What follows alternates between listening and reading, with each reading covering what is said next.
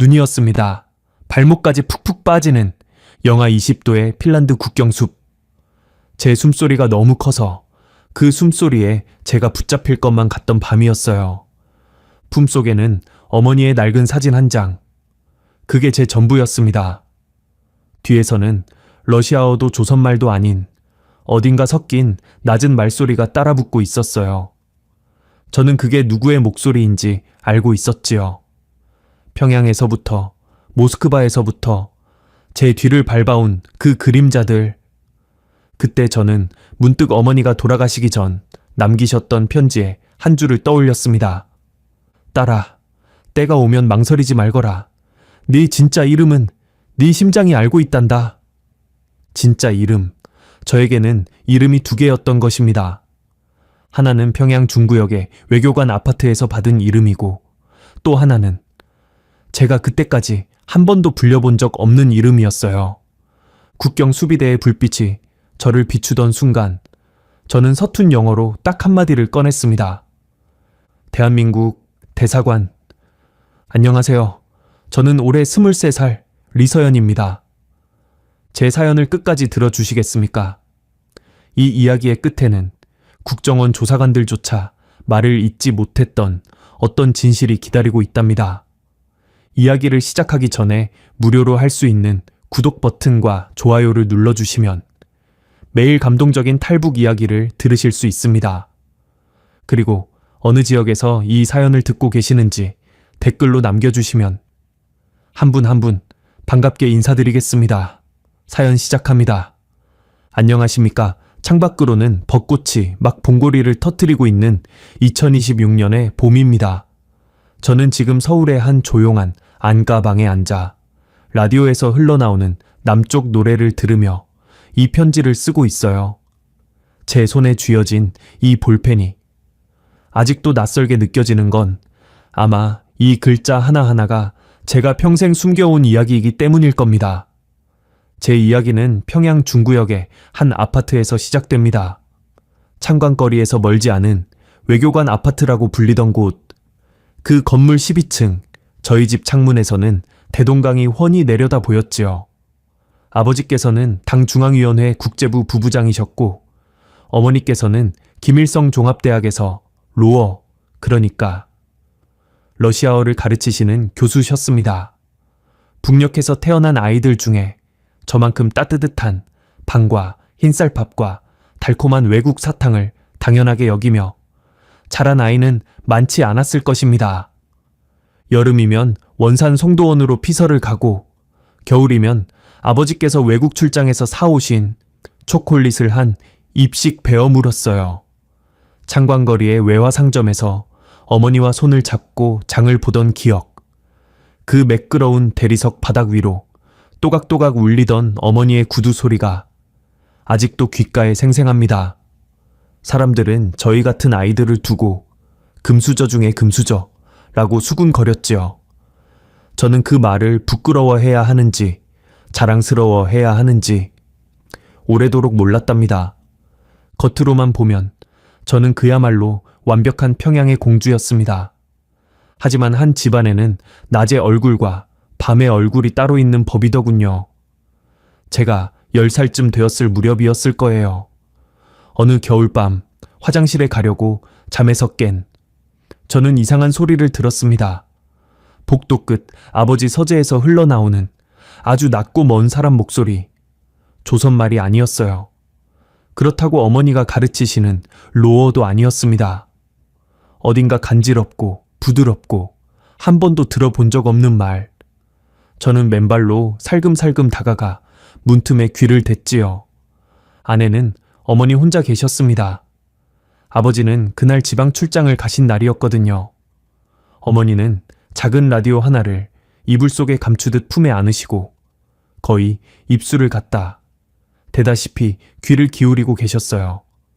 스피커에서는 잡음 사이로 어떤 여자의 다정한 목소리가 흘러나오고 있었고 어머니의 눈에서는 눈물이 한 줄기 흐르고 있었습니다. 제가 문틈에서 너무 오래 서 있었던 모양이에요. 어머니께서는 소리도 없이 고개를 돌리시더니 저와 눈이 마주치셨습니다.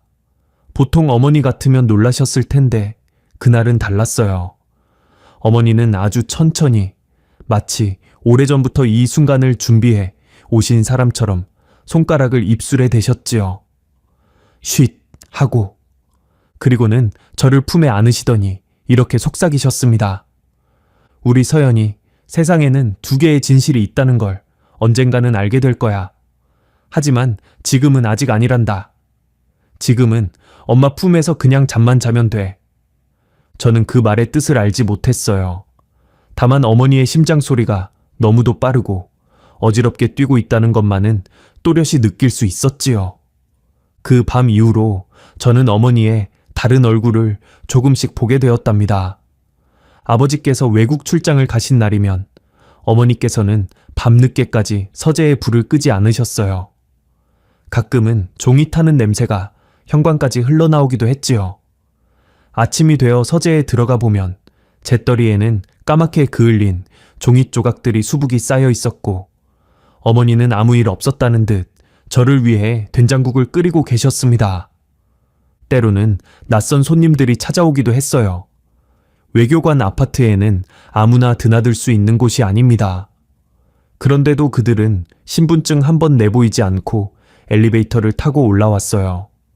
어머니는 그분들과 서재 문을 꼭 닫고 오래도록 이야기를 나누셨고 저는 거실에서 혼자 텔레비전 만화 영화를 보는 척하며 귀만 활짝 열어 두곤 했습니다.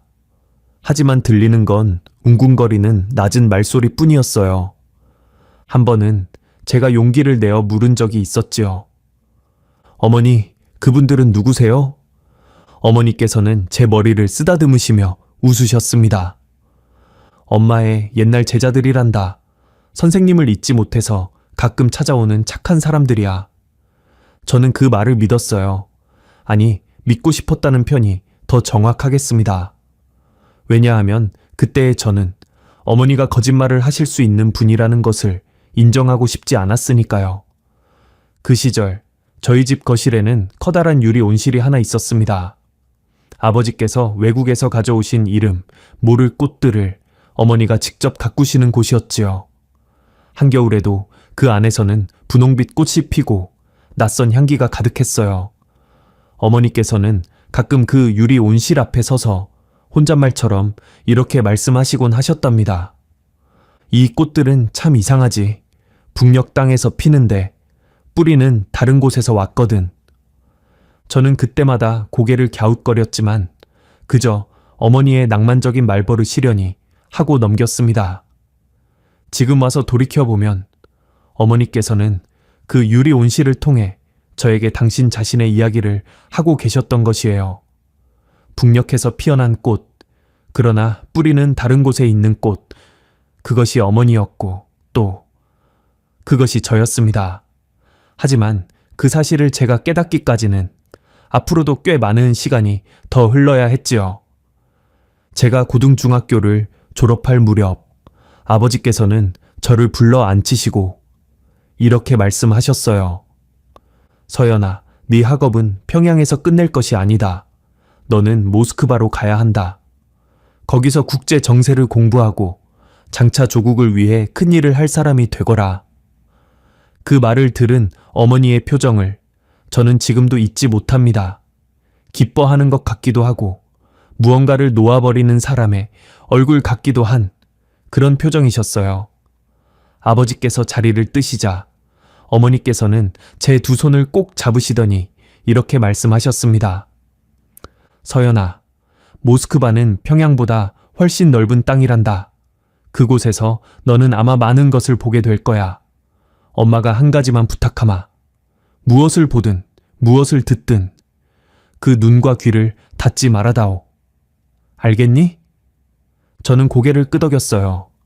그것이 어머니와 제가 평양에서 나눈 마지막 긴 대화가 될 줄은 그때는 정말이지 꿈에도 몰랐답니다. 2022년 가을, 저는 19살의 몸으로 순안공항에서 모스크바행 비행기에 올랐습니다. 창가 자리에 앉아 점점 작아지는 평양 시내를 내려다보면서 저는 어쩐지 자꾸만 가슴이 먹먹해졌어요. 유리창에 비친 제 얼굴 너머로 저는 어머니의 마지막 말씀을 다시 한번 되새겨 보았지요. 두 개의 진실. 그 말이 저에게 어떤 의미로 돌아오게 될지 그때의 저는 아직 아무것도 알지 못했습니다. 다만 비행기가 구름 속으로 들어가던 그 순간 저는 제 인생에 어떤 장이 조용히 닫히고 있다는 것만큼은 어렴풋이 느낄 수 있었어요. 2022년 가을 모스크바의 하늘은 평양보다 훨씬 낮고 무거웠어요. 공항을 나서던 순간 코끝에 와닿던 그 차가운 공기, 자작나무, 잎사귀들이 노랗게 물든 가로수길, 그리고 처음으로 들이마신 이국의 냄새. 저는 그때 제 새로운 인생이 시작되었다고 믿었습니다. 사실은 제 옛 인생이 조금씩 무너져 내리는 첫걸음이었다는 것을 그때는 알 길이 없었지요. 저는 모스크바 국립대학 국제관계학부에 입학했어요. 모스크바 강이 굽이굽이 흐르는 참새 언덕 위, 그 거대한 본관 건물을 처음 올려다보았을 때의 막막함이라니. 마치 어머니께서 가꾸시던 유리 온실 안에 갇힌 작은 화분 하나가 갑자기 끝도 없는 들판 한복판에 내던져진 기분이었답니다. 북녘에서 온 유학생들은 모두 한 기숙사에 모여 살았어요. 아침마다 김일성 김정일 동지의 초상화 앞에서 인사를 드리고 일주일에 두세 번씩 생활 총화를 했지요. 외국 학생들과 단둘이 만나는 것은 금지되어 있었고 저녁이면 반드시 기숙사로 돌아와야 했답니다. 자유의 도시 한복판에 살면서도 보이지 않는 철책 안에 갇혀 사는 셈이었어요. 그래도 저는 다른 유학생들보다 형편이 훨씬 나은 편이었습니다. 아버지께서 보내주시는 외화 덕분에 가끔 아르바트 거리의 카페에서 따뜻한 카페라떼 한 잔을 마실 수 있었고 겨울이면 두툼한 양털 외투도 살 수 있었어요. 동기들 사이에서 저는 평양에서 온 공주님이라고 불리곤 했지요. 그 별명이 부끄러우면서도 한편으로는 아버지의 그늘이 그렇게나 길구나 싶어 묘한 안도감마저 느꼈답니다.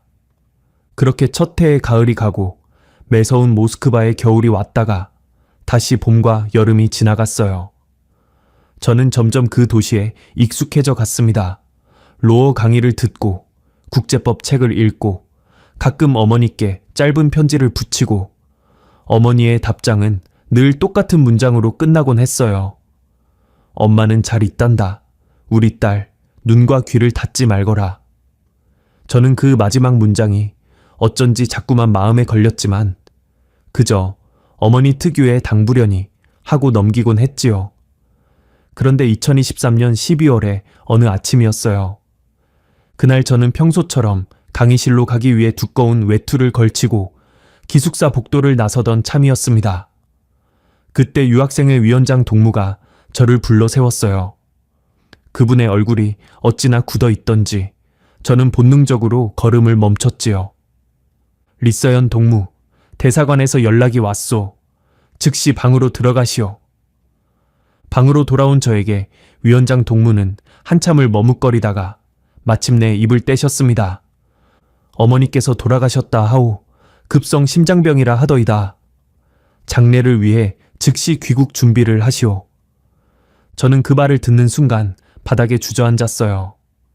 위원장 동무가 무어라고 더 말씀을 이어가셨지만 그 목소리는 마치 두꺼운 유리벽 너머에서 들려오는 것처럼 멀게만 느껴졌습니다. 어머니가 돌아가셨다. 어머니가. 그 단어를 몇 번이고 되뇌어 보아도 도무지 실감이 나질 않았어요. 급성 심장병이라니. 어머니께서는 평소 심장이 약하셨던 분도 아니었어요. 마지막 편지에서도 분명히 엄마는 잘 있단다 라고 적으셨던 분이셨거든요. 무언가가 이상하다는 직감이 저를 사로잡았지만 그 직감을 입 밖으로 꺼낼 만한 정신머리는 그때의 저에게 남아있지 않았답니다. 이튿날 저는 평양행 비행기에 올랐습니다. 1년 남짓 만에 다시 밟은 순안공항의 활주로는 그때와 똑같이 잿빛이었어요. 그러나 마중을 나오신 아버지의 얼굴은 제가 알던 그 아버지가 아니셨습니다. 한 1년 사이에 10년은 더 늙어버리신 듯 광대뼈가 앙상하게 드러나 있었어요. 저를 보시고도 아버지께서는 한참을 아무 말씀이 없으셨지요. 차 안에서 단 한마디만 하셨답니다. 아, 네. 어머니가 갑자기 갔다. 그 갑자기라는 한마디 속에 무엇이 숨어 있는지 저는 차마 묻지 못했어요. 장례는 조용히 치러졌습니다. 어머니의 직장 동료들과 친척 몇 분이 다녀가셨고 빈소에는 흰 국화꽃이 가득했지요. 저는 사흘 내내 한 방울의 눈물도 제대로 흘리지 못했어요. 어머니께서 누워 계신 그 작은 함을 바라보면서도 자꾸만 어머니가 옆방에서 된장국을 끓이고 계실 것만 같은 기분이 들었거든요. 장례 마지막 날 저녁이었습니다. 빈소를 정리하고 잠시 뒷마당으로 나갔을 때 한 노인이 저에게 다가오셨어요. 이른이 훨씬 넘어 보이는 마른 체구의 할머니셨답니다. 저는 그분을 본 기억이 전혀 없었어요. 그분께서는 저의 손을 가만히 잡으시더니 거의 들리지 않는 목소리로 속삭이셨습니다. 네가 서연이로구나. 내 어미와 나는 아주 오랜 친구였단다. 저는 고개를 숙여 인사를 드렸어요. 그러자 할머니께서는 주위를 한번 휙 둘러보시더니 외투 안주머니에서 무언가를 꺼내 제 손에 꼭 쥐어주셨습니다. 이건 네 어미가 너한테 주라고. 오래전에 나한테 맡겨둔 거란다. 누구한테도 보이지 말고 너 혼자만 있을 때 펴보거라. 알겠지? 저는 영문도 모른 채 고개를 끄덕였어요. 할머니의 손은 얼음장처럼 차가웠지만 그 손끝에서 전해져 오는 떨림은 분명히 어떤 간절함을 담고 있었답니다. 할머니께서는 그 길로 빈소를 떠나셨고 저는 다시는 그분을 뵙지 못했지요. 그날 밤이었습니다. 저는 어릴 적 제가 쓰던 방으로 돌아와 문을 안에서 잠그고 침대 위에 앉았어요. 손바닥에는 그 누런 봉투 하나가 놓여 있었습니다. 봉투 겉면에는 어머니의 글씨로 단 2글자가 적혀 있었어요. 서연에게. 저는 한참을 망설이다가 떨리는 손으로 봉투를 열었습니다. 안에서 2가지가 나왔어요. 곱게 접힌 손편지 1장, 그리고 빛이 바랜 흑백 사진 1장. 저는 먼저 편지를 폈습니다. 어머니의 그 단정한 글씨가 종이 위에 빼곡히 적혀 있었어요. 사랑하는 내 딸 서연에게, 이 편지를 네가 읽고 있다면 엄마는 이미 내 곁에 없을 것이다. 미안하다. 정말 미안하구나. 엄마가 너에게 평생 숨겨온 것이 있단다. 엄마는 단순히 대학에서 로어를 가르치는 교수가 아니었다. 엄마에게는 또 다른 얼굴이 있었어. 그 얼굴은 너무도 위험해서 너에게도 끝까지 숨길 수밖에 없었구나. 그리고 서연아, 네가 지금 아버지라고 부르는 그분은 너를 친자식처럼 사랑해 주신 분이시란다. 그분의 사랑은 진심이었어. 다만 내 핏줄은 그분에게서 온 것이 아니란다. 네 진짜 핏줄은 북녘 땅이 아닌 다른 곳에 있어. 아주 오래전 이 땅의 전쟁이 끝나기도 전에 북으로 끌려오신 한 분의 그림자가 너에게 흐르고 있단다. 그분의 이름은 엄마조차도 마지막까지 입 밖에 내지 못했어. 다만 그분의 핏줄은 지금도 남녘 어딘가에 살아 숨 쉬고 있을 것이다. 서연아, 함께 넣어둔 사진을 보거라. 그 사진이 너에게 처음이자 마지막 단서가 되어줄 것이다. 사진 뒷면에 적힌 글자를 부디 평생 잊지 말아 주렴. 엄마는 너를 평양에서 낳았지만 너의 뿌리는 그 너머에 있단다. 때가 오면 망설이지 말거라. 네 진짜 이름은 네 심장이 알고 있어. 너를 사랑한 어머니가. 저는 그 편지를 다 읽고 한참을 멍하니 앉아 있었습니다. 글자들이 자꾸만 흐려졌다가 다시 또렷해지기를 반복했어요. 제 손이 떨리는 것인지 종이가 떨리는 것인지조차 분간이 되질 않았답니다. 납북. 그 2글자가 머릿속에서 메아리 쳤어요. 학교에서 배운 적이 있는 단어였지요. 다만 그 의미가 제 인생에 이렇게 가까이 닿아 있을 줄은 단 한 번도 상상해 본 적이 없었습니다. 저는 떨리는 손으로 사진을 집어들었어요. 빛바랜 흑백, 사진 속에는 2사람이 있었습니다. 한 사람은 분명히 젊은 시절의 어머니였어요. 단발머리에 단정한 외투를 입으시고 환하게 웃고 계셨지요. 그 옆에는 한 남자가 서 있었습니다. 40대쯤 되어 보이는 뿔테 안경을 쓴 점잖은 인상의 신사였어요. 두 분 모두 너무도 행복해 보이는 얼굴이었답니다. 그런데 사진의 배경을 보고 저는 숨이 멎을 뻔했어요. 두 분이 서 계신 거리, 그 뒤로 보이는 한글 간판들, 분명히 평양도, 모스크바도, 베를린도 아니었어요. 그것은 한 번도 가본 적 없는, 그러나 이상하게도 익숙한 거리의 풍경이었습니다. 저는 직감했어요. 이곳은 남녘의 어느 도시, 그것도 서울이라는 곳이 분명하다는 것을. 저는 떨리는 손으로 사진을 뒤집어 보았습니다. 어머니의 글씨가 아닌 다른 누군가의 단정한 글씨로 짧은 한 줄이 적혀 있었어요. 광화문에서 우리가 함께였던 그 봄날에. 광화문, 그 세 글자가 무엇을 뜻하는지 그때의 저는 정확히 알지 못했어요. 다만 그 단어가 제 가슴 어딘가를 콕 찌르는 것 같았습니다. 마치 평생을 잠겨있던 어떤 문이 아주 작게, 아주 조심스럽게 열리는 듯한 감각이었지요. 저는 그날 밤 한숨도 자지 못했습니다. 편지와 사진을 번갈아 가며 몇 번이고 다시 들여다보았어요. 그러다 문득 거울 앞에 섰지요. 거울 속의 제 얼굴을 한참 동안 들여다보았습니다. 이 눈, 이 코, 이 입술, 어디까지가 어머니에게서 온 것이고 어디서부터가 그 사진 속 낯선 신세계에서 온 것일까? 저는 그 답을 알고 싶었어요. 동시에 그 답을 알게 되는 것이 너무도 두려웠답니다. 그날 새벽, 저는 편지를 외울 때까지 읽고 또 읽은 다음 어머니께서 평소 쓰시던 작은 송가방 안주머니에 편지와 사진을 함께 넣어두었어요. 그 송가방은 제가 모스크바로 가져가도 의심받지 않을 유일한 어머니의 유품이었거든요. 만약 보이부가 짐을 검사한다 해도 어머니의 손가방 안주머니까지 뜯어볼 거라고는 생각하기 어려웠지요. 장례가 끝나고 며칠 뒤 저는 다시 모스크바로 돌아가는 비행기에 올랐습니다. 아버지께서 공항까지 배웅을 나오셨어요. 헤어지기 전 아버지께서는 제 어깨에 손을 얹으시고는 짧게 한마디만 하셨답니다. 내 어미를 잘 기억해 두거라. 내 어미는 좋은 사람이었다.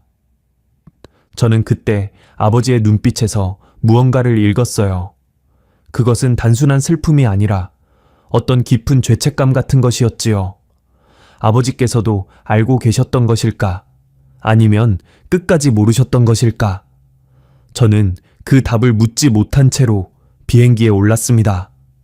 비행기가 활주로를 박차고 떠오를 때 저는 창밖으로 점점 멀어지는 평양의 잿빛 지붕들을 바라보았어요. 그리고 어머니의 송화방을 가슴에 꼭 끌어안았지요.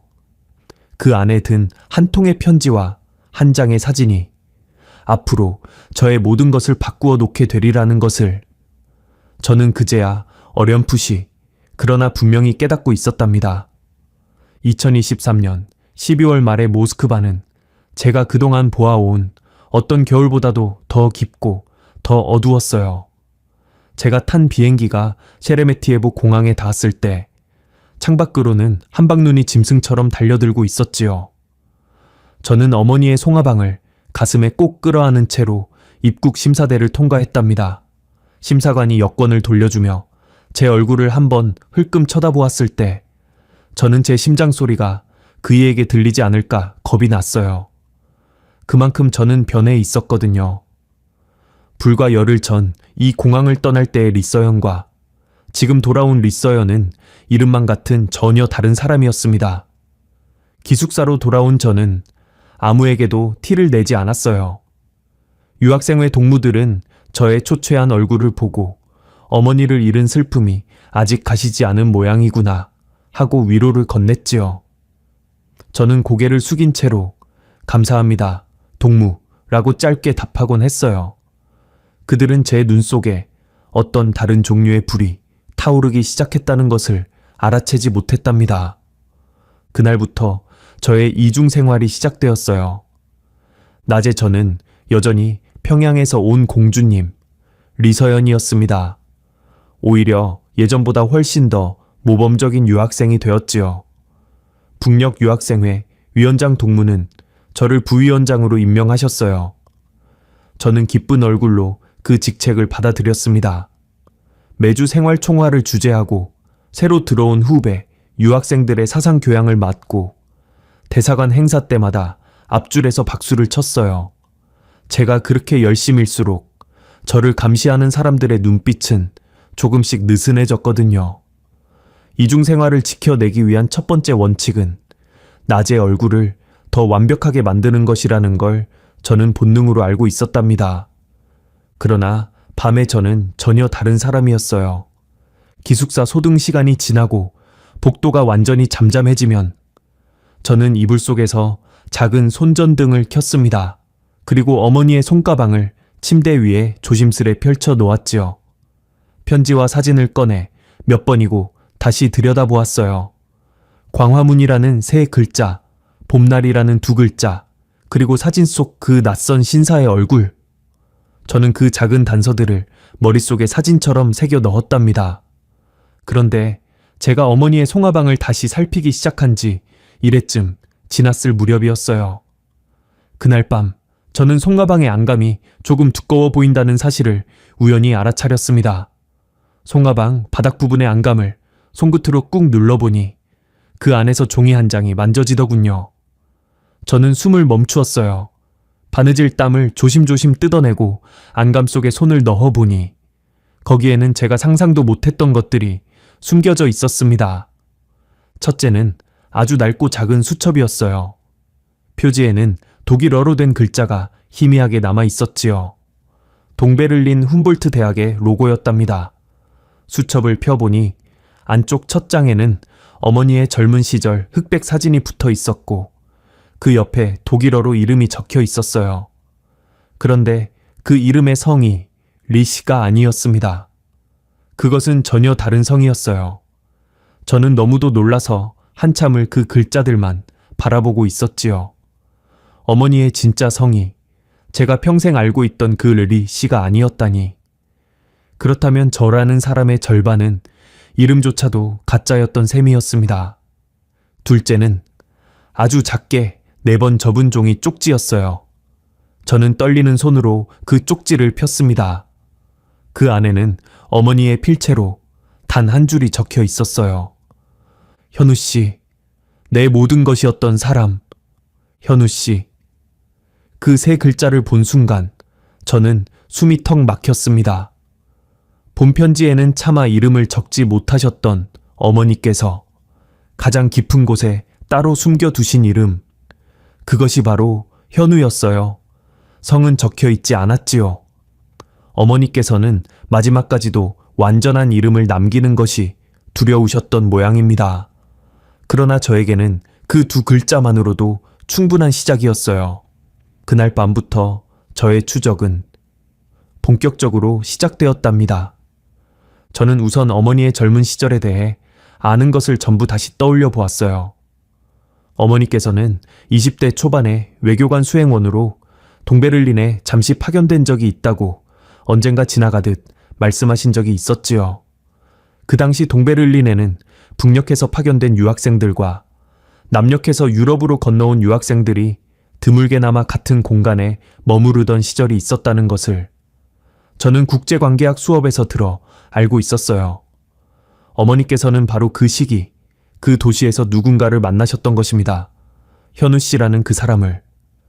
저는 낮에는 학교 도서관에서, 밤에는 기숙사 이불 속에서 독일 분단 시절의 유학생 기록들을 뒤지기 시작했어요. 물론 북녘 유학생이 남녘 관련 자료를 대놓고 찾는다는 것은 자살 행위나 다름없는 일이었습니다. 그래서 저는 국제관계학 과제물을 준비한다는 핑계를 대고 언제나 여러 자료 가운데 일부러 끼워서 찾아보곤 했지요. 감시의 눈을 피하기 위해 제가 얼마나 많은 거짓말을 꾸며냈는지 지금 돌이켜보면 제 스스로도 가슴이 서늘해집니다. 그 무렵 저에게는 한 분의 은인이 계셨어요. 국제관계학부에서 한반도 현대사를 가르치시던 러시아인 교수 이바노프 선생님이셨답니다. 백발이 성성하신 칠순의 노 교수님이셨는데 평생을 한반도 문제를 연구해 오신 분이셨어요. 학생들 사이에서는 꽤 괴짜로 통하셨지만 저는 그분의 강의가 참 좋았습니다. 그분께서는 북녘 출신 유학생인 저에게도 편견 없이 대해 주셨거든요. 저는 어느 날 용기를 내어 그분의 연구실을 찾아갔어요. 과제물 자문을 구한다는 구실로 말입니다. 이바노프 선생님의 연구실은 책으로 가득 찬 작은 숲 같았어요. 문을 열고 들어서자 오래된 종이와 담배 냄새가 훅 끼쳐왔지요. 저는 선생님께 동독 유학 시절 남북 한인 유학생들의 교류에 관한 자료를 찾고 있습니다. 라고 정중하게 말씀드렸습니다. 선생님께서는 안경 너머로 저를 한참 바라보시더니 천천히 고개를 끄덕이시고는 책장 안쪽으로 들어가셨어요. 그리고 한참 만에 두꺼운 책 한 권을 꺼내 오셨습니다. 러시아어로 된 두툼한 학술 논문집이었어요. 표지에는 한반도 전쟁과 사라진 지식인들이라는 제목이 적혀 있었답니다. 선생님께서는 그 책을 제 손에 쥐어주시며 이렇게 말씀하셨어요. 이건 내가 젊었을 때 쓴 논문이 실려있는 책이오. 요즘 젊은 학생들은 이런 것에는 관심이 없지. 만약 리서연 학생이 관심이 있다면 빌려가도 좋소. 다만 한 가지만 약속해 주시오. 이 책을 읽고 난 뒤에는 세상을 보는 눈이 조금 달라질 각오를 하시오. 저는 그 말씀의 무게를 그때는 온전히 이해하지 못했어요. 그저 감사하다는 인사를 드리고 그 책을 품에 안고 연구실을 나왔지요. 그날 밤 저는 이불 속에서 손전등을 켜고 그 책을 펼쳤습니다. 선생님의 논문은 책의 맨 뒤쪽에 실려 있었어요. 제목은 전쟁의 혼란 속에서 북으로 사라진 남녘의 지식인들. 저는 한 페이지 한 페이지 숨을 죽이고 읽어 내려갔답니다. 논문에는 6.25 전쟁 당시 서울이 한창 혼란에 휩싸였을 무렵 자진 월북이 아니라 강제로 북녘으로 끌려가신 수많은 남녘 지식인들의 이야기가 적혀 있었어요. 대학 교수, 작가, 과학자, 법조인, 언론인. 그분들은 어느 날 갑자기 가족들에게 인사조차 남기지 못한 채로 그대로 사라지셨고 그 후로 생사조차 알 수 없게 되었답니다. 남녘에 남겨진 가족들은 평생을 기다리며 사셨지요. 논문의 한 대목을 읽던 저는 저도 모르게 베개에 얼굴을 파묻고 울었어요. 그 가족들 가운데 한 분이 어쩌면 지금도 저를 기다리고 계실지 모른다는 생각이 들었거든요. 그 논문의 부록 페이지에 이르러 저는 심장이 멎는 줄 알았습니다. 부록에는 당시 끌려가신 것으로 추정되는 지식인들의 명단이 일부 실려 있었어요. 이름, 직업, 당시 나이, 마지막 확인된 장소. 저는 손가락으로 그 명단을 한 줄 한 줄 짚어 내려갔습니다. 그리고 한 이름 앞에서 제 손가락이 딱 멈춰 섰어요. 강현우, 당시 32살. 서울의 한 대학에서 정치학을 가르치던 교수. 1950년 초여름 광화문 인근 자택에서 마지막으로 목격된 이후 행방불명. 현우, 광화문. 그 두 단어가 종이 위에서 튀어나와 제 목을 움켜쥐는 것 같았답니다. 저는 한참을 그 이름에서 눈을 떼지 못했어요. 어머니께서 쪽지에 남기신 현우 씨와 이 논문 속의 강현우. 성씨는 확인할 수 없었지만 이름 두 글자가 이렇게까지 일치할 수 있는 것일까요? 게다가 광화문이라는 장소까지. 사진 뒷면에 적혀있던 광화문에서 우리가 함께였던 그 봄날에 라는 그 한 줄이 비로소 제 가슴 속에서 제자리를 찾아 들어가는 것만 같았어요. 물론 저는 제 자신을 진정시키려 애썼습니다. 세상에 현우라는 이름을 가진 사람이 어디 한둘이겠어요. 우연일 수도 있었지요. 그러나 우연이라기에는 너무도 많은 조각들이 한자리에 모여들고 있었어요. 동베를린 시절의 어머니, 남녘에서 온 유학생, 어머니의 가짜 성씨, 쪽지에 남긴 현우라는 이름, 광화문이라는 장소, 그리고 전쟁의 혼란 속에서 사라진 한 젊은 학자. 이 모든 조각들이 같은 그림의 일부일 가능성을 저는 더 이상 외면할 수가 없었답니다. 저는 그 순간 문득 한 가지 의문이 들었어요. 그 강현우 교수가 전쟁의 혼란 속에 끌려가신 것이 2950년이라면 어머니께서 태어나신 것도 그 무렵 어딘가일 테지요. 어쩌면 어머니 본인이 그분의 따님이셨을지도 모른다는 생각이 그제야 제 머리를 스쳤습니다. 그렇다면 제 핏줄에는 북녘으로 끌려오신 한 남녘 학자의 피가 이대 이 걸쳐 흐르고 있는 셈이었어요. 저는 너무도 어지러워서 논문책을 덮어버렸답니다. 저는 이불을 밀치고 일어나 세면대 앞에 거울 앞에 섰어요. 기숙사의 희미한 복도등 불빛이 거울 속 제 얼굴을 어렴풋이 비추고 있었지요. 저는 거울에 얼굴을 바짝 들이대고 제 이목구비를 하나하나 뜯어보았습니다. 이 눈썹은 어머니의 것일까? 이 코는 누구의 것일까? 이 턱선은 어디에서 온 것일까? 평생을 저는 거울 속에서 어머니와 아버지의 얼굴만을 찾아왔어요. 그런데 그날 밤 저는 처음으로 거울 속에서 어떤 낯선 사람의 그림자를 발견했답니다. 사진 속의 그 뿔테 안경을 쓴 신사, 그리고 논문 속의 그 32살 젊은 교수. 그분들의 흔적이 제 얼굴 어딘가에 스며 있는 것만 같았어요. 아버지가 아닌 누군가의 그림자.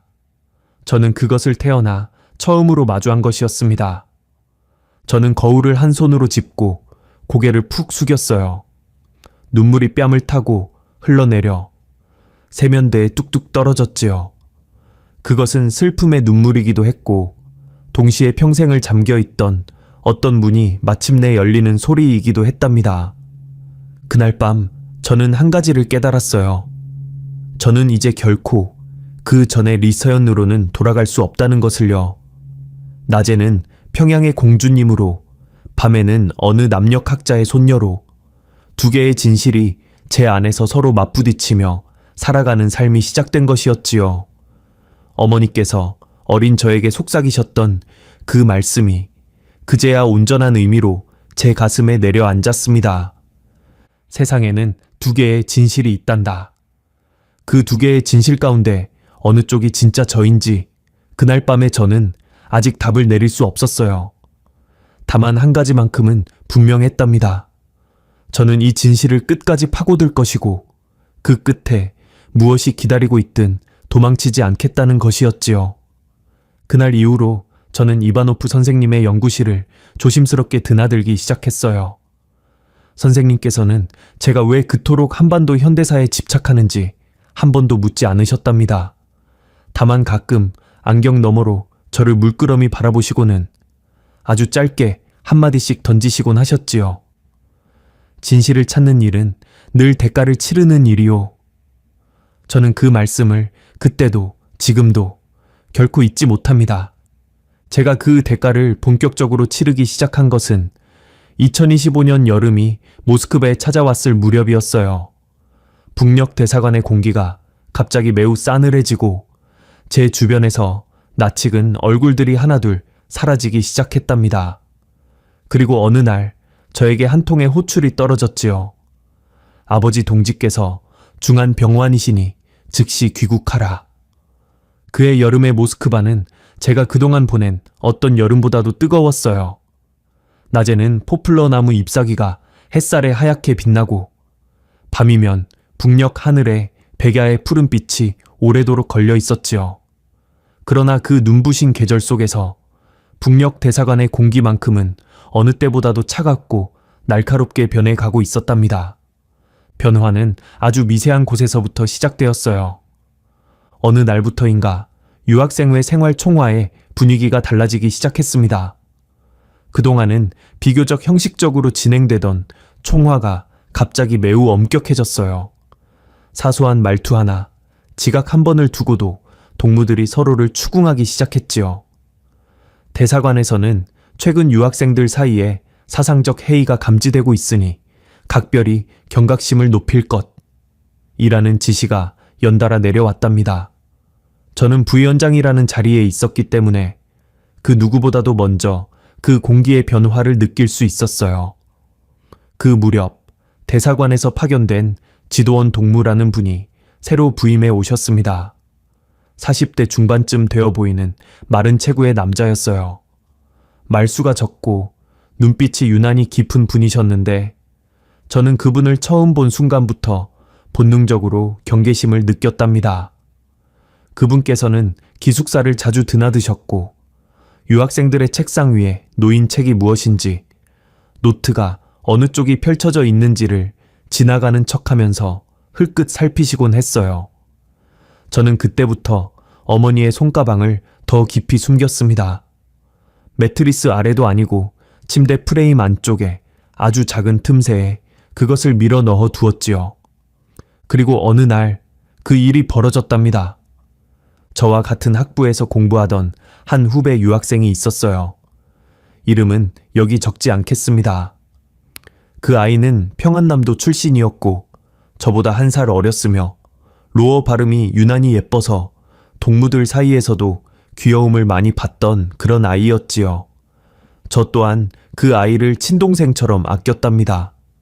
함께 도서관에서 공부하고 주말이면 기숙사 공동 취사실에서 함께 국수를 삶아 먹던 그런 사이였어요. 그런데 그해 6월 말의 어느 저녁이었습니다.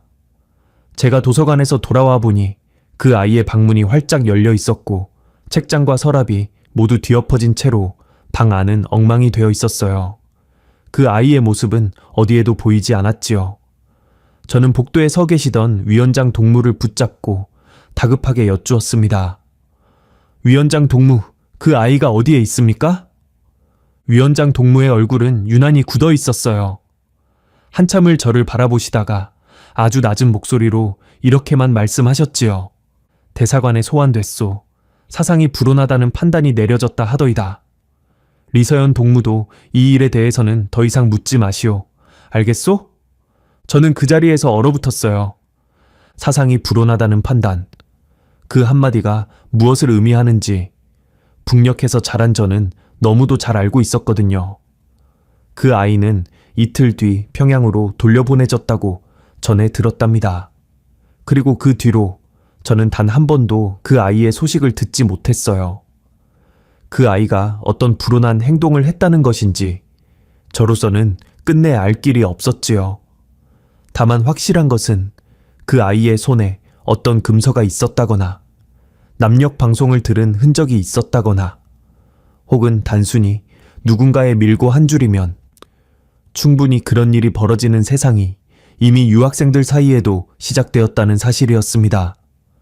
그날 밤 저는 기숙사 방의 불을 모두 끄고 창가에 한참을 서 있었어요. 창밖에서는 모스크바의 백야가 마치 아무 일도 없었다는 듯 푸르게 빛나고 있었지요. 저는 문득 제 손끝이 차갑게 식어가는 것을 느꼈습니다. 그 아이의 방이 뒤집혔다는 것은 언젠가는 제 방도 그렇게 될 수 있다는 뜻이었거든요. 만약 그날 지도원 동무가 제 침대 프레임 안쪽 틈새를 손으로 훑어보기라도 한다면 어머니의 편지 한 줄, 사진 한 장만 발견되어도 저는 그 아이처럼 하룻밤 사이에 사라질 수 있는 사람이었답니다. 그 일이 있은 뒤부터 저는 제 주위에 감시의 그림자가 구체적으로 드리우기 시작했다는 것을 느낄 수 있었어요. 예를 들면 이런 일들이었습니다. 제가 도서관에서 평소와는 조금 다른 책장 앞에 오래 서 있었던 날, 다음 날 아침 지도원 동무께서 저에게 요즘 어떤 주제에 관심이 많으시오? 리서연 부위원장? 이라고 툭 물으셨어요. 제가 이바노프 선생님의 연구실에서 나올 때 복도 끝에 낯선 얼굴의 유학생이 잠시 서성이는 것을 본 날도 있었지요. 우연이라고 넘기기에는 그런 순간들이 조금씩 너무 자주 겹쳐지고 있었답니다. 그 즈음 저는 이바노프 선생님의 연구실 방문을 자연스럽게 줄이기 시작했어요. 선생님께서도 제 눈빛을 보시고는 모든 것을 짐작하신 듯 했습니다. 어느 날 제가 평소보다 긴장한 얼굴로 연구실을 찾았을 때 선생님께서는 책장을 등지고 서서 이렇게 말씀하셨지요. 리서연 학생, 요즘 이 연구실에 드나드는 것이 학생에게 이롭지 않을 수도 있겠소. 당분간은 멀리서 책만 빌려 가시오. 내가 학생을 잇는 일은 없을 것이오. 저는 그 말씀에 고개를 깊이 숙였어요. 그것이 한동안 선생님을 직접 뵙지 못하게 되는 작별의 말씀이 되리라는 것을 저는 그 자리에서 알았답니다. 7월 중순이 되었을 무렵이었어요. 대사관에서는 또 한 가지 지시가 내려왔습니다. 모든 유학생은 각자의 개인 기록물과 휴대 전자기기를 대사관에 지정된 날에 제출하여 사상 검열을 받을 것. 그 말을 들은 순간 저는 제 심장이 발끝까지 떨어지는 것을 느꼈어요. 일상용품이야. 어떻게든 정리할 수 있었지만 문제는 어머니의 손가방이었지요. 제가 그동안 모아둔 어머니의 단서들이 혹시라도 발각된다면 그것은 단순한 저 한 사람의 파멸이 아니었어요. 돌아가신 어머니의 명예와 남녘 어딘가에 살고 계실지 모를 제 진짜 혈육의 생명까지 함께 위협받게 될 일이었답니다. 저는 그 주말 내내 잠을 이루지 못했어요. 화장실 가장 안쪽 칸의 병이 뒤 타일이 조금 헐거워져 있다는 것을 저는 오래전부터 알고 있었지요. 저는 한밤중에 그 타일을 살짝 떼어내고 그 뒤에 좁은 공간에 어머니의 송화방을 비닐에 꼭꼭 싸서 숨겨두었습니다. 그리고는 아무 일 없었다는 듯이 타일을 다시 끼워 놓았어요. 지도원 동무께서 아무리 제 방을 뒤진다 해도 공동 화장실에 그 타일 뒤까지 뒤질 수는 없을 것이라고 저는 스스로를 안심시켰답니다. 그러나 진짜 위기는 그 다음 주에 찾아왔습니다. 7월 말에 어느 목요일 오후였어요. 제가 강의를 마치고 기숙사로 돌아가던 참이었지요. 복도 끝에 공용 전화기가 울리고 있었고 한 후배 동무가 저를 발견하고는 다급하게 손을 흔들었답니다. 리서연 동무, 대사관에서 전화가 왔습니다. 급하답니다. 저는 수화기를 받아들었어요. 수화기 너머에서 들려온 것은 서기관 동무의 목소리였습니다. 그 목소리는 평소와 달리 유난히 부드러웠어요. 그 부드러움이 오히려 저에게 더 큰 불길한 예감을 안겨주었지요. 리서연 부위원장 동무, 평양에서 전갈이 왔소. 아버지 동지께서 최근 중한 병환으로 병상에 누우셨다 하오. 위중하신 상황이라 즉시 귀국하여 아버지 동지 곁을 지키라는 지시오. 오늘 중으로 짐을 정리하고 내일 아침 대사관으로 나와 비행기표를 수령하시오. 알겠소? 저는 수화기를 귀에 댄 채로 한참을 아무 말도 할 수 없었어요. 겨우 알겠습니다, 동무. 감사합니다. 라는 말을 간신히 꺼내놓고 수화기를 내려놓았답니다. 복도의 유리창으로 비쳐드는 여름 햇살이 어찌나 눈부시던지 저는 한동안 그 자리에 멍하니 서 있을 수밖에 없었어요. 평양에서 자란 사람이 아니라면 그 한 통의 전화가 얼마나 무서운 것인지 완전히 이해하시기는 어려울지도 모르겠습니다. 저는 수화기를 내려놓는 그 순간에 이미 모든 것을 직감하고 있었거든요. 그것은 아버지의 병환 소식이 아니었어요. 그것은 귀국 명령의 탈을 쓴 숙청의 시작이었답니다. 왜 그렇게 확신했느냐고요? 이유는 여러 가지였습니다. 첫째로 아버지께서는 평소 건강이 매우 좋으신 분이셨어요. 2023년 겨울 어머니의 장례 때 뵙기는 하였지만 그때는 슬픔으로 수척해지셨을 뿐 병을 앓고 계시지는 않으셨습니다. 그 후 아버지께서 직접 보내주신 몇 차례의 짧은 전갈에서도 건강에 대한 언급은 단 한마디도 없었지요. 둘째로 북녘에서 아버지가 위중하시니 자식은 돌아오라는 명령은 오래전부터 아주 특별한 의미로 쓰여온 말이었어요. 해외에 나가 있는 고위 간부의 자녀들을 조용히 불러들일 때 가장 많이 쓰는 구실이 바로 그것이었답니다. 그 뒤에 어떤 일이 벌어지는지는 굳이 설명드리지 않아도 되시겠지요.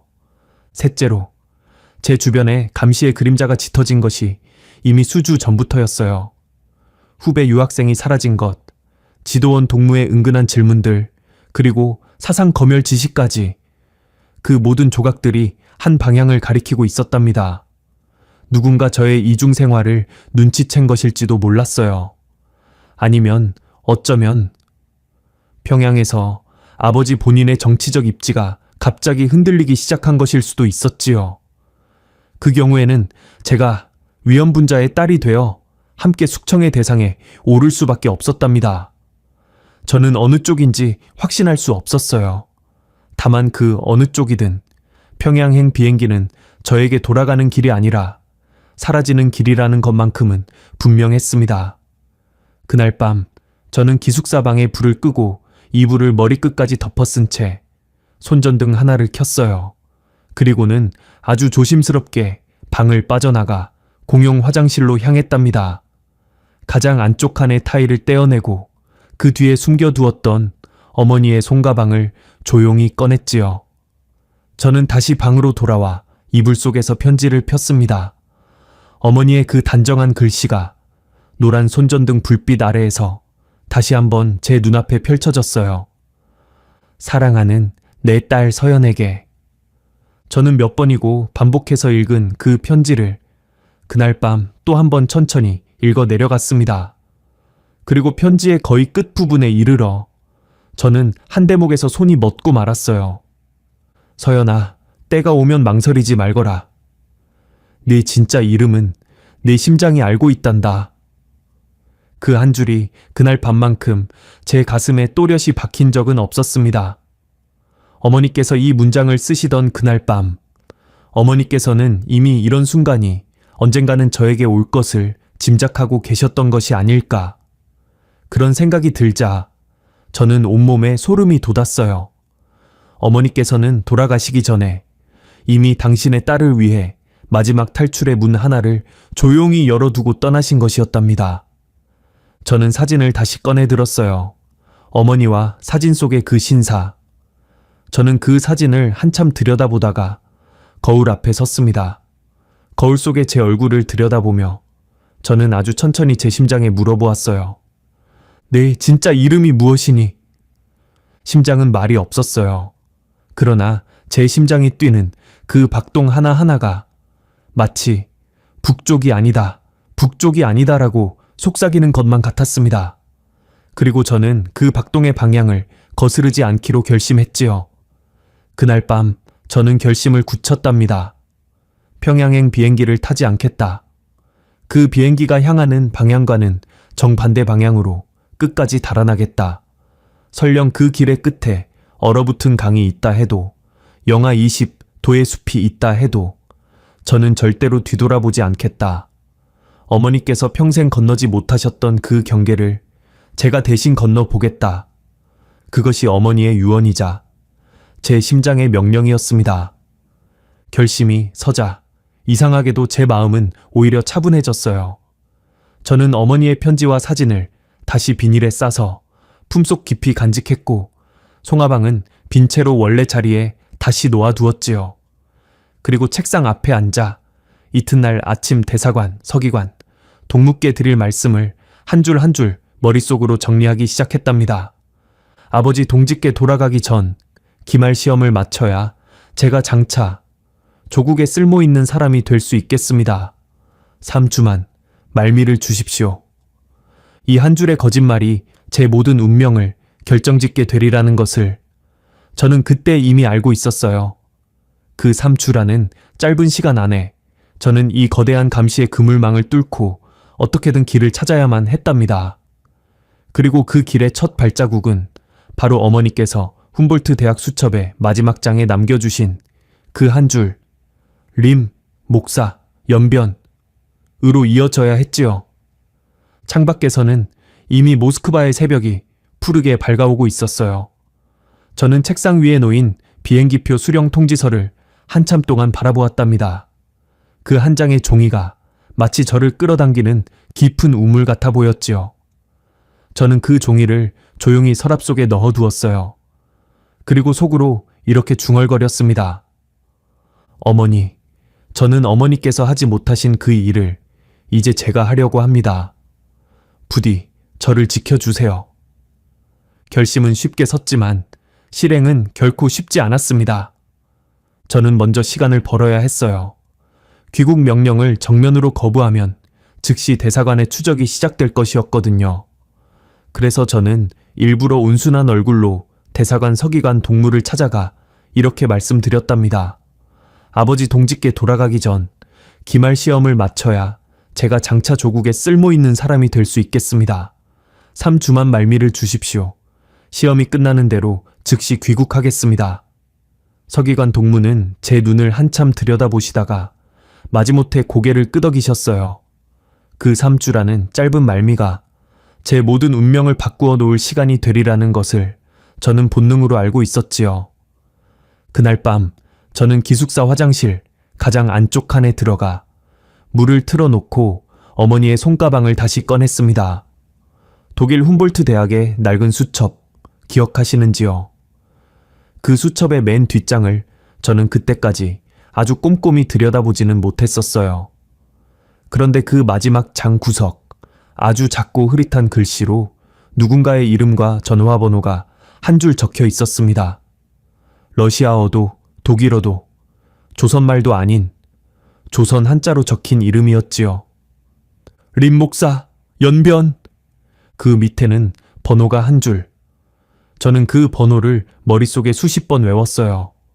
어머니께서 베를린 시절 알고 지내셨다던 한 조선족 목사, 어머니께서 저를 위해 마지막으로 남겨두신 단 하나의 동아줄이었습니다. 다음 날 저는 학교 근처에 한 낡은 전화부스로 향했어요. 북녘 유학생이 대놓고 외국 전화를 거는 것은 금지되어 있었지만 저는 그 부스가 감시 카메라의 사각지대에 있다는 것을 오래전부터 알고 있었지요. 떨리는 손으로 동전을 넣고 번호를 눌렀습니다. 신호가 2번, 3번, 4번. 그리고 마침내 한 노인의 목소리가 들려왔어요. 네, 림입니다. 저는 목이 막혀 한동안 말을 잇지 못했답니다. 겨우 떨리는 목소리로 한마디만 꺼냈지요. 저는 베를린의 그 사람의 딸입니다. 수학이 넘어가 한참 동안 조용했어요. 그리고 이윽고 들려온 목사님의 목소리는 마치 아주 오래전부터 이 전화를 기다려오신 사람의 목소리 같았습니다. 드디어 네가 연락을 했구나. 네 어머니께서 결국 돌아가신 게로구나. 저는 전화 부스 안에서 소리 죽여 울었어요. 목사님께서는 제가 울음을 그칠 때까지 가만히 기다려 주시고는 이윽고 아주 낮고 단호한 목소리로 이렇게 말씀하셨습니다. 서연 학생, 지금부터 내 말을 잘 들어라. 너는 살아남아야 한다. 내가 도울 수 있는 만큼은 돕겠다. 다만 지금부터는 전화로 자세한 이야기를 할 수가 없다. 사흘 뒤에 다시 이 번호로 전화해라. 그때까지 내가 방도를 마련해 두마. 그렇게 저의 탈출 계획은 시작되었답니다. 사흘 뒤 목사님과 다시 통화한 저는 구체적인 경로를 전해 들었어요. 모스크바에서 곧장 비행기를 타는 것은 불가능했습니다. 공항은 북녘 대사관의 감시가 가장 촘촘한 곳이었거든요. 기차역도 마찬가지였지요. 그러나 목사님께서는 한 가지 방법을 제시해 주셨어요. 북녘 사람들이 가장 의심하지 않는 방향으로 움직이는 것. 다시 말해, 러시아 안에서 러시아 사람들에게 섞여 아주 평범한 여행객인 척 북서쪽으로 향하는 것이었답니다. 최종 목적지는 핀란드 국경 근처의 작은 도시, 그 이름도 낯선 비보르크 인근의 한 마을이었어요. 다만 이 모든 일을 여름에 벌이는 것은 너무 위험하다는 것이 목사님의 판단이셨습니다. 여름의 국경지대는 수풀이 무성해서 도보 이동의 은폐가 오히려 어렵고 국경 수비도 훨씬 촘촘하다는 것이었어요. 목사님께서는 이렇게 말씀하셨지요. 겨울을 기다려라. 눈이 모든 것을 덮어줄 때 내 발자국도 함께 덮일 것이다. 저는 그 말씀에 따라 우선 잠적하기로 했습니다. 기숙사에서 사라지기 전 저는 마지막으로 한 사람을 찾아갔어요. 이바노프 선생님이셨답니다. 저는 선생님의 연구실 문을 조용히 두드리고 들어가 빌려주셨던 그 논문집을 돌려드렸지요. 선생님께서는 책을 받으시고는 한참 동안 아무 말씀이 없으셨어요. 그러고는 안경을 벗고 눈가를 문지르시며 짧게 한마디만 하셨습니다. 부디 살아서 가시오. 리서연 학생. 저는 그 말씀에 고개를 깊이 숙여 인사드렸어요. 그것이 저와 선생님의 마지막 작별이었답니다. 연구실을 나서며 문을 닫을 때 저는 뒤도 돌아보지 못했어요. 한 번이라도 돌아보면 용기가 무너져 내릴 것 같았거든요. 2025년 8월 말, 저는 기숙사에서 조용히 자취를 감추었습니다. 대사관에는 시험 공부에 집중하기 위해 학교 근처 조용한 하숙집으로 잠시 옮겼다는 정가를 남겨두었고, 실제로는 목사님께서 연결해 주신 한 고려인 할머니의 작은 아파트로 피신했어요. 그 아파트는 모스크바 외곽의 낡은 구역에 있었고 사람의 왕래가 적은 곳이었답니다. 할머니께서는 저를 조용히 맞아 주시고는 아무것도 묻지 않으셨어요. 다만 저녁마다 따뜻한 보르시 한 그릇을 제 앞에 놓아주시며 먹어둬라 얘야, 길이 멀다 고만 말씀하셨지요. 그렇게 저는 가을과 초겨울을 고스란히 숨어 지냈습니다. 그 사이 대사관에서는 저를 찾는 수색이 본격적으로 시작되었어요. 목사님을 통해 전해 듣기로는 제 사진이 러시아 내 북녘 관련자들에게 조용히 뿌려졌다고 했답니다. 저는 외출도 거의 하지 못했고 아파트 창문 밖을 내다보는 것조차 조심해야 했어요. 긴 침묵과 기다림의 시간이었지요. 그 몇 달 동안 저는 어머니의 편지를 수없이 다시 꺼내 읽었고 사진 속 그 낯선 신사의 얼굴을 수없이 들여다보았습니다. 기다리는 시간이 길수록 제 결심은 오히려 더 단단해져 갔어요. 그리고 마침내 2026년 1월이 왔습니다. 모스크바의 1월은 숨을 쉴 때마다 속눈썹이 얼어붙는 그런 계절이에요. 목사님께서는 때가 왔다고 알려주셨지요. 국경 근처 마을에서 한 분의 조력자가 저를 기다리고 있을 것이고 그분의 인도로 국경을 넘어야 한다는 것이었습니다. 저는 그날을 위해 미리 준비해둔 작은 배낭 하나를 챙겼어요. 그 안에는 여벌옷 한 벌, 약간의 루블, 어머니의 손가방 속 편지와 사진, 그리고 물통 하나. 그것이 전부였습니다. 저는 상트페테르부르크행 기차표를 끊었어요. 이것은 일종의 위장이었지요. 만약 누군가 제 동선을 추적한다 해도 문화 여행을 가는 평범한 학생인 척 보이게 하려는 것이었답니다. 실제로는 상트페테르부르크에서 기차를 갈아타고 국경 방향의 작은 도시로 향할 계획이었어요. 모스크바의 레닌그라드 역에서 기차에 오르던 그날 아침, 저는 마음속으로 조용히 어머니를 불렀습니다. 어머니, 제가 지금 가고 있어요. 어머니께서 못다 하신 그 길을 제가 대신 가고 있어요. 기차가 역사를 미끄러지듯 빠져나갈 때 저는 창밖으로 스쳐가는 모스크바의 회색 지붕들을 눈에 새겼어요. 아마도 다시는 보지 못할 풍경이었거든요. 그러나 추격은 제가 생각한 것보다 훨씬 빨랐답니다.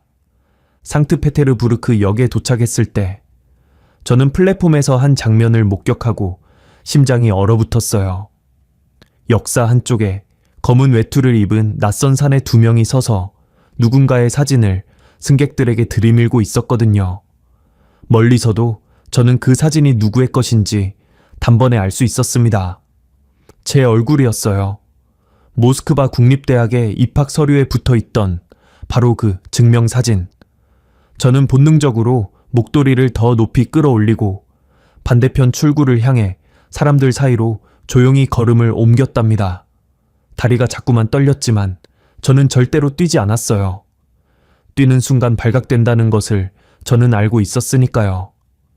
역사를 빠져나온 저는 목사님께서 미리 일러주신 대로 한 작은 여관에서 하룻밤을 묵은 뒤 다음 날 아침 국경 방향의 완행열차에 올랐습니다.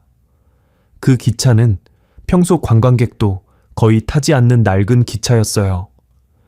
제가 탄 객체는 러시아 노인 몇 분과 보따리를 든 아주머니들 뿐이었지요. 그 속에 섞여 앉아 창밖의 자작나무 숲을 바라보며 저는 마음속으로 셀 수 없이 기도를 올렸답니다. 그러나 다음 환승역에서도 저는 그 검은 외투들을 보았어요. 이번에는 3명이었습니다. 그들은 내리는 승객들을 한 사람씩 붙들고 사진을 들이밀고 있었지요. 저는 미리 준비해 두었던 수수한 털모자를 깊이 눌러 쓰고 한 러시아 할머니의 바로 뒤에 바짝 붙어서 개찰구를 빠져나갔어요. 심장이 얼마나 크게 뛰던지 그 소리에 제가 잡힐 것만 같았답니다. 비보르크 근처의 그 작은 마을에 도착한 것은 해가 완전히 저문 뒤였어요.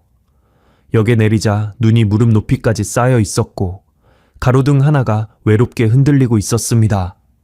그때 한 노인이 저에게 다가오셨어요. 낡은 양털 모자를 쓰신 이른쯤 되어 보이는 어른이셨지요. 그분께서는 제 얼굴을 보시고는 러시아어로 조용히 말씀하셨습니다. 림 목사님이 보내신 분이요? 저는 고개를 끄덕였어요. 그분께서는 저를 낡은 짐채 태우시고는 마을에서 한참 떨어진 숲속의 한 농가로 데리고 가셨습니다. 농가의 난로불 앞에서 저는 며칠 만에 처음으로 따뜻한 감자 수프를 마셨어요. 그분께서는 저에게 지도를 펼쳐 보이시고 손가락으로 한 지점을 짚으시며 이렇게 말씀하셨답니다. 이 숲을 따라 북서쪽으로 8시간, 가는 길에 작은 강이 하나 있어. 지금쯤이면 그 강은 꽝꽝 얼어 있을 것이오. 강을 건너면 그쪽은 핀란드 땅이오. 국경 수비대에 발견되는 것이 차라리 안전하오. 그들에게 망명 의사를 밝히시오. 절대로 도망치지 마시오. 알겠소? 저는 고개를 끄덕이며 그분의 두 손을 꼭 잡았습니다. 그날 밤 저는 잠을 거의 이루지 못했어요. 창밖에 눈 덮인 자작나무들이 달빛 아래에서 새하얗게 빛나고 있었지요. 그리고 새벽 3시경 저는 자리에서 일어났습니다. 노인께서 건네주신 두툼한 방한복과 장화, 그리고 작은 손전등 하나. 그것이 제 장비의 전부였어요. 제 품속에는 어머니의 편지와 사진, 그리고 그 작은 쪽지가 비닐봉지에 쌓여 고이 들어 있었답니다. 저는 현관 앞에서 노인께 마지막 인사를 드렸어요. 어르신, 정말 감사합니다. 살아서 이 은혜를 꼭 갚겠습니다. 노인께서는 말없이 제 어깨를 한번 두드려 주시고는 문을 열어 주셨습니다. 문 밖의 공기는 살을 베는 듯 차가웠어요. 영하 20도의 한밤중 눈 덮인 자작나무 숲이 달빛 아래에서 마치 거대한 은빛, 짐승처럼 숨을 쉬고 있었지요. 저는 심호흡을 한번 하고 그 숲속으로 발을 들여놓았답니다. 그 밤을 저는 평생 잊을 수 없을 것입니다. 눈은 발목까지, 때로는 무릎까지 푹푹 빠졌어요. 한 걸음 옮길 때마다 심장이 2번씩 뛰는 것 같았지요. 숲속은 너무도 고요해서 제 숨소리와 발밑에서 눈이 부스러지는 소리만이 크게 울렸답니다. 저는 그 소리에 제가 붙잡힐 것만 같아서 자꾸만 숨을 참았어요. 1시간쯤 걸었을 무렵이었어요. 저는 뒤쪽에서 희미한 소리를 들었습니다. 사람의 발자국 소리였어요. 하나가 아니었지요. 2명, 어쩌면 3명. 낮고 짧은 대화가 바람결에 실려왔어요. 러시아어도 아니었고 조선말도 아닌 어딘가 섞인 듯한 그 말소리. 저는 그것이 누구의 목소리인지 알고 있었답니다. 제 뒤를 그토록 끈질기게 쫓아온 그 그림자들이 마침내 국경 코앞까지 따라붙은 것이었어요. 저는 숨을 삼키고 발걸음을 한층 빨리 했습니다. 눈밭에 푹푹 빠지면서도 저는 뒤를 돌아보지 않았어요. 손전등은 이미 꺼두었지요. 달빛이 저의 유일한 안내등이었답니다. 나뭇가지에 쌓여있던 눈이 제 목덜미로 툭 떨어질 때마다 저는 움찔했고 발이 얼음장처럼 시려서 감각이 거의 사라져가고 있었어요. 그래도 저는 걷고 또 걸었습니다. 그러다가 저는 마침내 그 강 앞에 섰어요. 꽝꽝 얼어붙은 작은 강. 달빛 아래에서 그 강은 마치 하얀 비단을 깔아놓은 듯 고요하게 빛나고 있었답니다. 저는 한참을 그 강 앞에 서서 제 인생이 이 얼음판 하나를 건너는 것으로 둘로 나뉘게 되리라는 것을 실감했어요. 이쪽은 지금까지의 리서연, 저쪽은 앞으로의 리서연, 그리고 그 사이에는 어머니께서 평생 건너지 못하셨던 그 경계가 놓여 있었지요. 저는 어머니의 사진을 품에서 꺼냈습니다. 젊은 어머니와 사진 속의 그 신사가 달빛 아래에서 어렴풋이 저를 바라보고 계셨어요. 저는 사진에 대고 속으로 말했답니다. 어머니, 아버지, 저 지금 갑니다. 그리고 저는 얼음 위로 발을 내디뎠어요. 얼음이 제 무게를 받으며 낮고 둔탁한 소리를 냈습니다. 저는 한 걸음, 한 걸음 아주 조심스럽게 건너갔어요. 중간쯤 이르렀을 때 저 멀리 뒤쪽 숲에서 손전등 불빛이 번쩍하는 것을 보았지요. 그리고 외침 소리. 무언가를 명령하는 듯한 낮고 굵은 목소리였어요. 저는 숨이 턱 막혔지만 멈추지 않았답니다. 멈추는 순간 모든 것이 끝이라는 것을 알고 있었거든요. 얼음강을 다 건너고 저는 반대편 강둑의 눈밭에 주저앉았어요. 그리고 그대로 한참을 기다시피 하며 숲속으로 기어 들어갔습니다. 그때 멀리서 또 다른 불빛들이 보이기 시작했어요. 이번에는 뒤쪽이 아니라 앞쪽에서요. 한 줄기, 두 줄기, 그리고 낮은 기계음. 저는 본능적으로 그 자리에 멈춰 섰습니다. 그 불빛이 누구의 것인지 저는 알지 못했어요. 러시아 국경 수비대의 것일 수도, 혹은 핀란드 쪽의 것일 수도 있었지요. 제 운명은 그 불빛의 정체에 달려 있었답니다. 저는 두 손을 천천히 머리 위로 올렸어요. 눈밭 위에 무릎을 꿇고 더 이상 아무 저항도 하지 않겠다는 자세를 취했지요. 불빛이 점점 가까워졌습니다. 그 빛이 제 얼굴을 정면으로 비추었을 때 저는 눈이 부셔서 잠시 아무것도 볼 수 없었어요. 그러나 곧 들려온 목소리는 분명히 러시아어가 아니었습니다. 그것은 핀란드어였고 이어서 서툰 영어로 누구냐, 움직이지 말라는 뜻의 낮은 외침이 제 귀에 와닿았지요. 저는 그 순간 제가 살아남았다는 것을 알았어요. 저는 품속에서 아주 천천히, 아주 조심스럽게 어머니의 사진을 꺼내 보였습니다.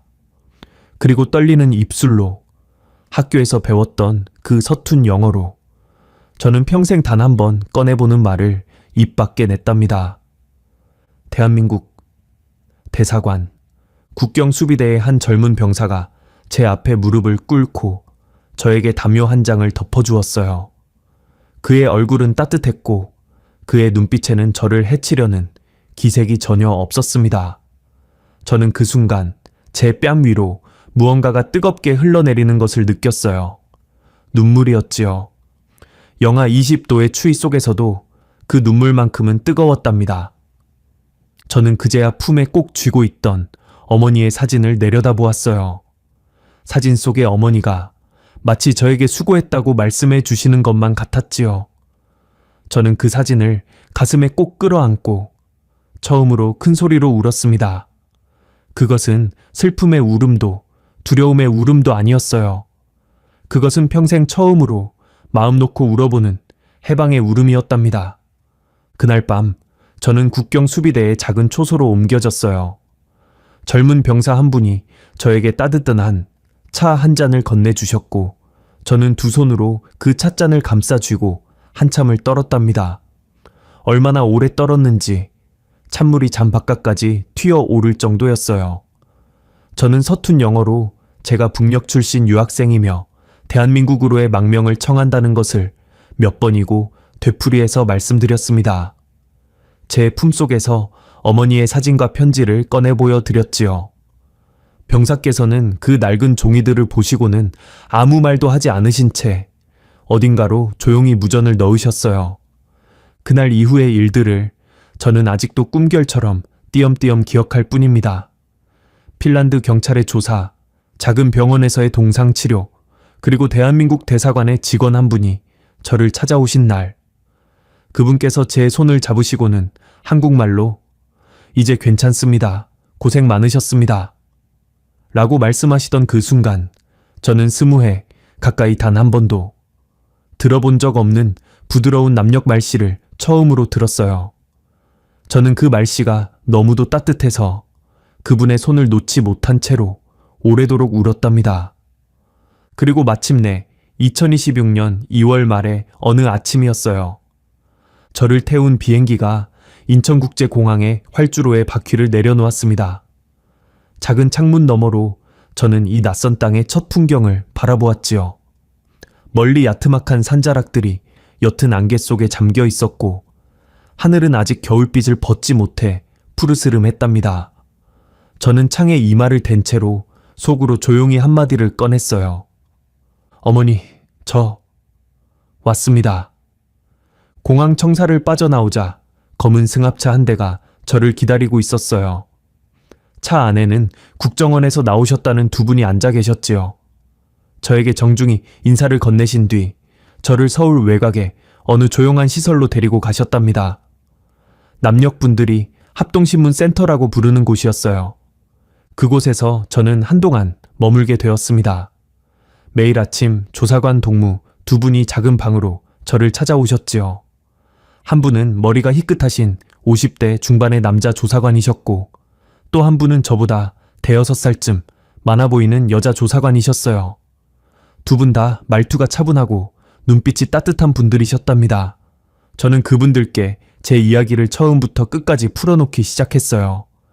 평양의 외교관, 아파트에서 자란 어린 시절부터 유리 온실 앞에 서서 혼잣말을 하시던 어머니의 이야기, 모스크바로 떠난 19살의 가을, 2023년 겨울 어머니의 갑작스러운 부고와 장례 마지막 날 저에게 봉투를 건네주고 떠나신 그 노인의 이야기, 그 봉투 안에서 나온 한 통의 편지와 한 장의 사진, 그리고 송화방 안감 속에 숨겨져 있던 독일 훔볼트 대학의 낡은 수첩과 그 수첩 구석에 적혀 있던 림 목사 연변이라는 한 줄, 이바노프 선생님의 연구실에서 우연히 접하게 된 한 권의 논문집, 그 부록 명단에서 제 눈을 붙잡아 세웠던 강현우라는 세 글자.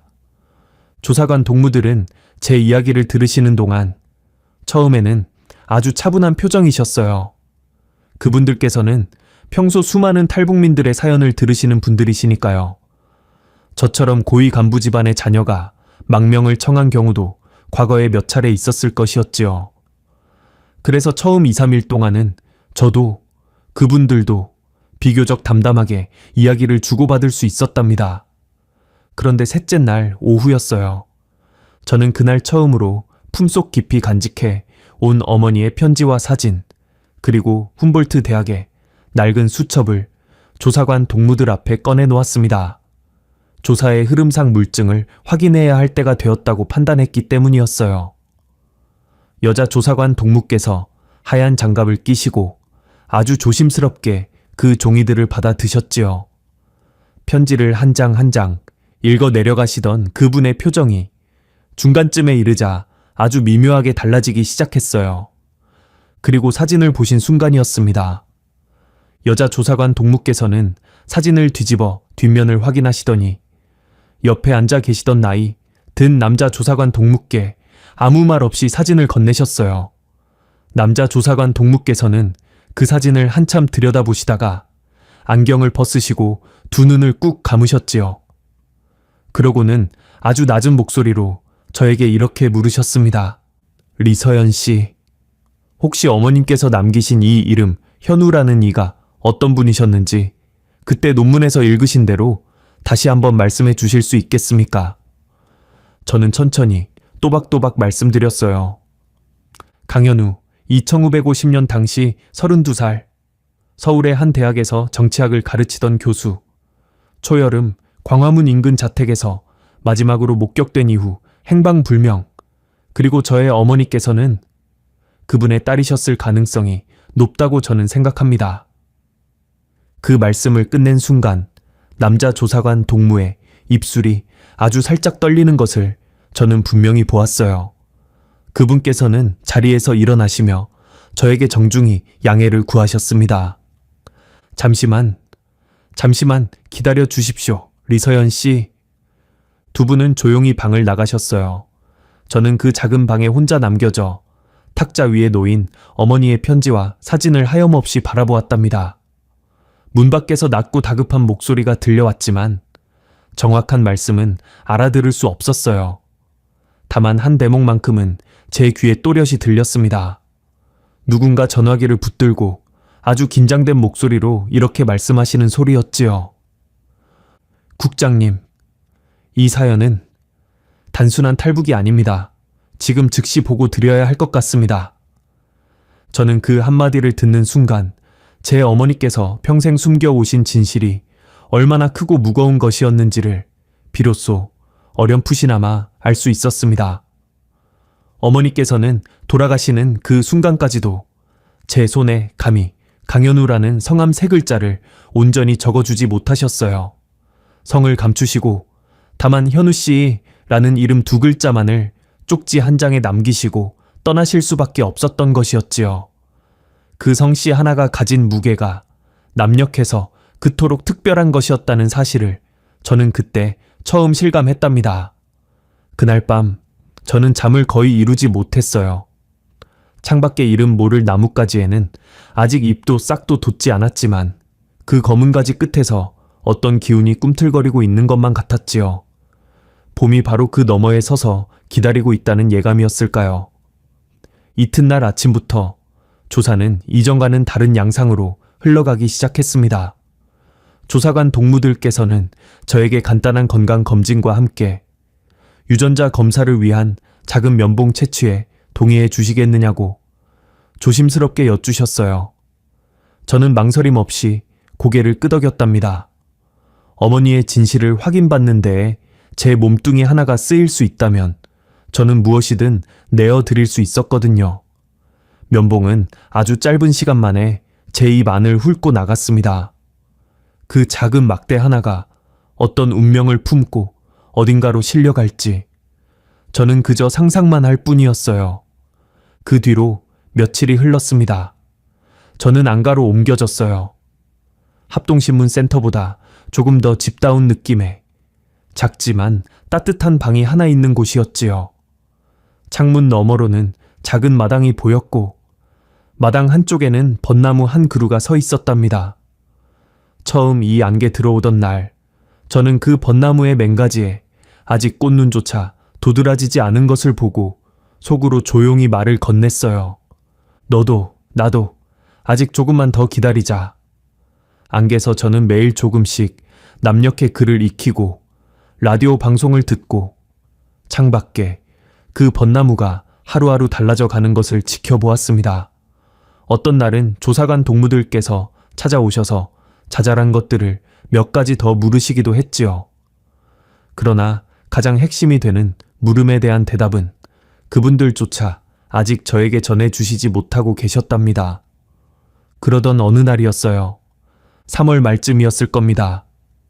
그날 아침 안가 창문 너머에 벚나무 가지 끝이 유난히 분홍빛을 머금고 있었지요. 저는 창가에 서서 오래도록 그 가지를 바라보고 있었답니다. 그때 방문을 두드리는 소리가 들려왔어요. 셋째 날 저에게 잠시만 기다려 주십시오 라고 말씀하셨던 그 나이 든 남자 조사관 동무셨습니다. 그분의 얼굴은 어딘가 아주 많이 달라져 있었어요. 며칠 사이에 더 야위신 것도 같았고 동시에 어떤 깊은 감정이 그 주름 사이에 고여있는 듯도 했지요. 그분께서는 제 앞에 앉으시고 한참을 말씀이 없으셨습니다. 그러고는 천천히 입을 떼셨어요. 리서연 씨, 저희가 드릴 수 있는 말씀이 이제 조금 정리가 되었습니다. 지금부터 제가 드리는 이야기를 부디 천천히 들어주십시오. 저는 고개를 끄덕였답니다. 리서연 씨께서 말씀해 주신 강현우 교수님, 그분은 2950년 초여름 서울 광화문 인근의 자택에서 강제로 북녘으로 끌려가신 분이 맞습니다. 당시 32살, 서울의 한 사립대학에서 정치학을 가르치시던 젊은 학자셨지요. 그분께서는 그 시절 대한민국 지식인들 사이에서 남북의 평화로운 길을 모색하던 아주 드문 분 가운데 한 분이셨습니다. 그래서 북녘이 그분을 특별히도 필요한 사람으로 지목하여 끌고 갔던 것으로 저희는 오래전부터 추정해 오고 있었습니다. 저는 숨을 멈추고 그분의 말씀을 들었어요. 강현우 교수님께는 당시 서울에 나이 차이가 제법 많이 나던 늦둥이 남동생 한 분이 계셨습니다. 형님이 사라지시던 그해 여름 그 동생분께서는 17살의 고등 중학생이셨지요.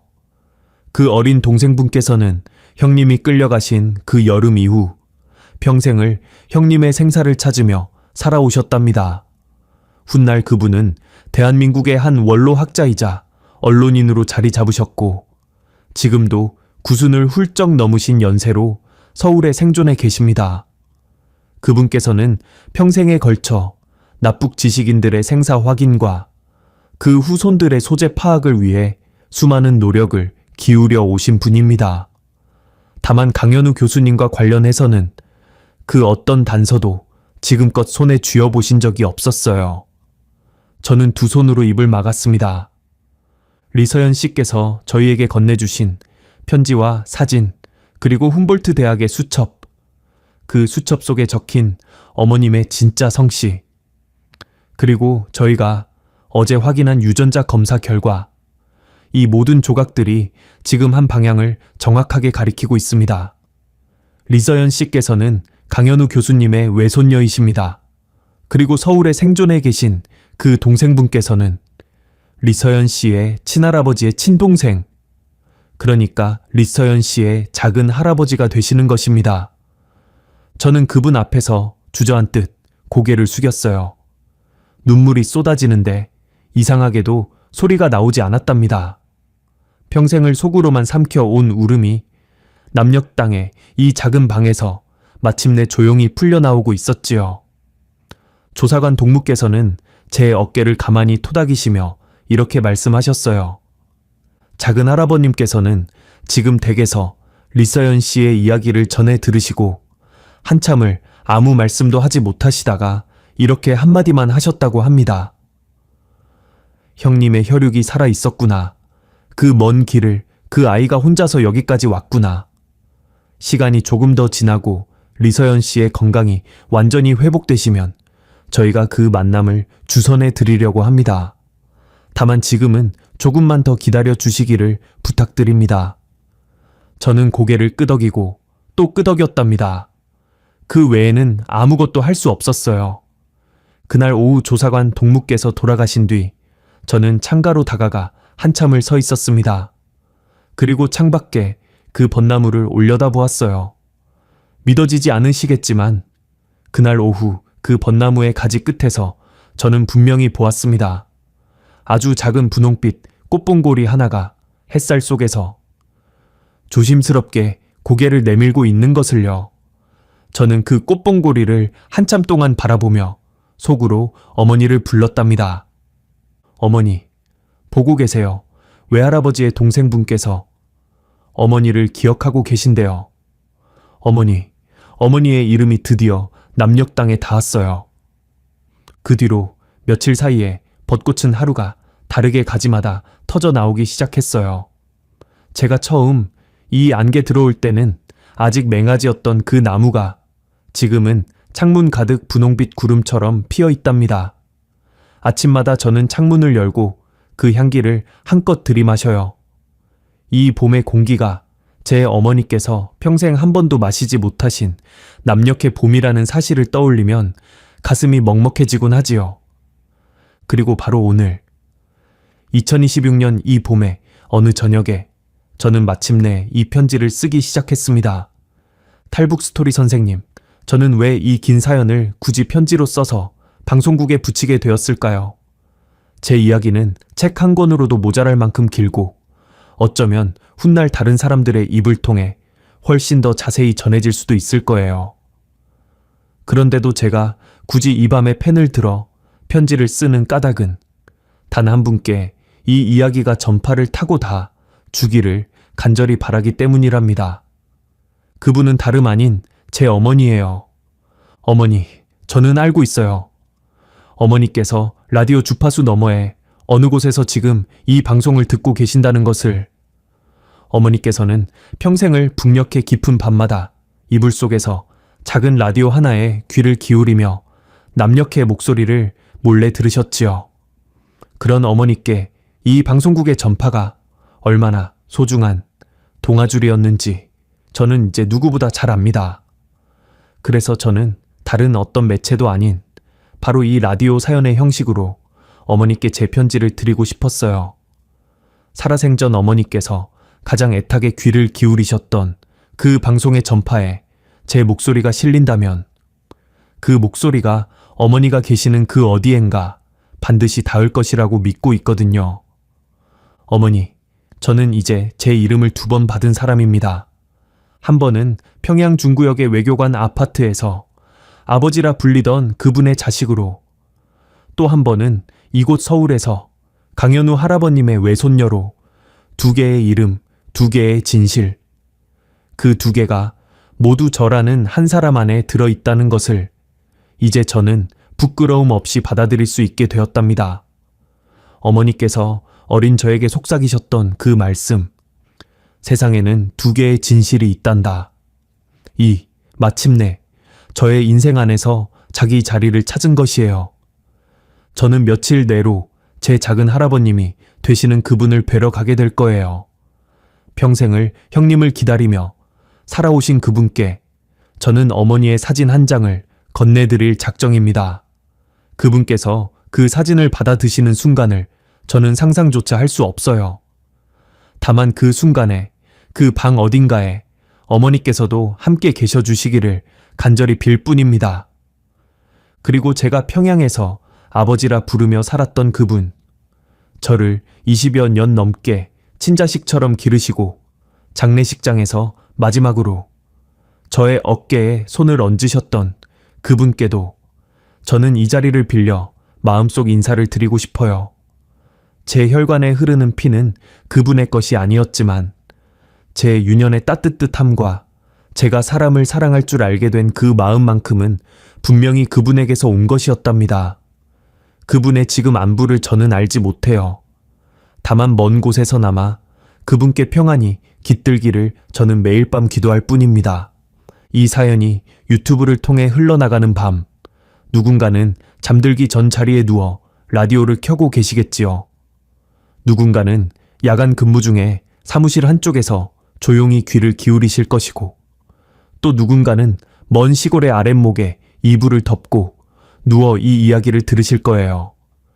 그 가운데 한 분이라도, 아주 한 분이라도 이 사연을 들으시며 그래도 세상에는 포기하지 말아야 할 것이 있구나 하고 조용히 속삭이실 수 있다면 저의 어머니께서 평생 이불 속에서 흘리셨던 그 많은 눈물이 그 한 분의 가슴 속에서 비로소 위로받을 수 있을 것만 같아요. 창밖으로는 이제 벚꽃잎이 바람에 흩날리기 시작했습니다. 저는 펜을 내려놓고 창가로 가서 어머니의 사진을 그 분홍빛 꽃잎들 사이에 가만히 비춰보려고 해요. 어머니께서 이 봄을 제 눈을 통해서나마 한 번이라도 보실 수 있도록, 어머니가 그토록 평생 동경하셨던 이 남녘의 봄을 딸의 이 편지가 어머니께 온전히 전해드릴 수 있도록 긴 사연을 끝까지 들어주셔서 정말 감사드립니다. 부디 평안한 밤 되시기를 저 서울의 작은 안개서 진심으로 빌겠습니다. 어머니, 딸이 이제 집에 왔어요. 2026년 봄 서울에서. 어머니의 딸 리서연 드림.